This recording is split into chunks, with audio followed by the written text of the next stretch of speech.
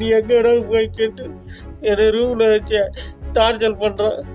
சாவியை பிடிங்கிட்டு, என் பாஸ்போர்ட்டையும் பிடிங்கிட்டு, என் சிவில் ஐடியை பிடிங்கிட்டு, நீ வெளியே போ, நீ எங்கே வேணாலும் போய்க்க, கொய்த்து விட்டு உயிரோட போக முடியாது.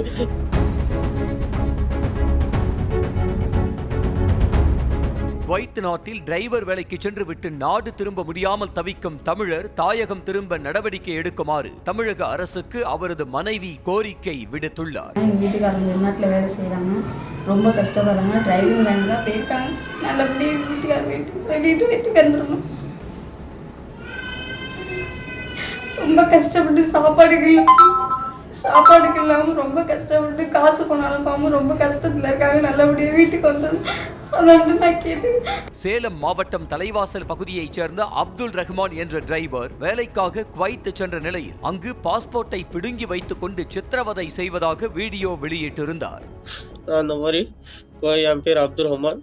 நான் அந்த மாதிரி குவைத்துக்கு வேலைக்கு வந்தேன். என் டிரைவர் இந்த மாதிரி குவைத்துக்கு டிரைவருக்கு வேலைக்குன்னு கூப்பிட்டு வந்து என் ஸ்பான்சர் எடுத்து வேறு இடத்துல வேலைக்கு விட்டுட்டான்.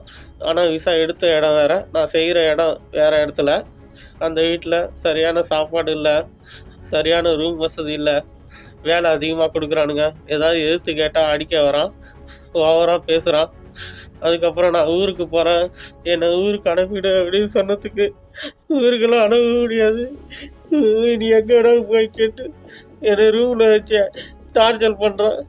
சாவியை பிடிங்கிட்டு, என் பாஸ்போர்ட்டையும் பிடிங்கிட்டு, என் சிவில் ஐடியை பிடிங்கிட்டு, நீ வெளியே போ, நீ எங்கே வேணாலும் போய்க்க, கொய்த்து விட்டு உயிரோட போக முடியாது அப்படின்னு மிரட்டுறான். நானும் இந்தியன் ஏர்வேஸில் கம்ப்ளைண்ட் கொடுத்தேன். இந்தியன் ஏர்வேஸில் கம்ப்ளைண்ட் கொடுத்த பிறகு அவங்க என்ன சொல்கிறாங்க, கஃபீல் வந்து கேஸ் கொடுத்துட்டான், நீ ஜெயிலுக்கு தான் போகணும், ஜெயிலுக்கு போயிட்டு தான் போகணும் அப்படின்னு சொல்லி பயமுறுத்துறாங்க.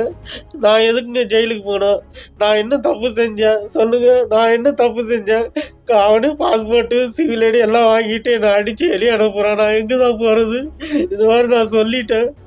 கஃபீல் இந்தியன் ஏர்வேஸில் சொன்னதுக்கு இல்லை கஃபீல் கேஸ் கொடுத்துருக்கான், அதெல்லாம் ஒன்றும் செய்ய முடியாது அப்படின்னு சொல்கிறாங்க. எனக்கு ரொம்ப பயமாக இருக்குது. ஜெயிலுக்கு போனால் எனக்கு எதாவது ஆகிடுவோன்னு ரொம்ப பயமாக இருக்குது. நான் ஜெயிலுக்கே போகக்கூடாது, நான் எப்படியோ பத்திரமா ஊருக்கு போகணும். இது எப்படியாவது இந்தியாவுக்கு தெரியும் கொடுத்துங்க. இது ஏன் இந்த பதவி போகிறோன்னா எல்லாத்துக்கும் தெரியணும், எப்படியாவது இந்திய சிஎம்க்கு எப்படியாவது தெரியணும், தமிழ்நாடு சிஎம்க்கு அப்படின்னு தான் இந்த பதிவு போடுறேன். எப்படியாவது இந்த பதிவை நிறைய பேர்த்துக்கு ஷேர் பண்ணி என்னை எப்படியாவது காப்பாற்றி கூப்பிட்டு போயிடுங்க. இப்போ ஒரு ஃப்ரெண்டு ரூம்லேருந்து தான் பேசிக்கிட்டு இருக்கிறேன்.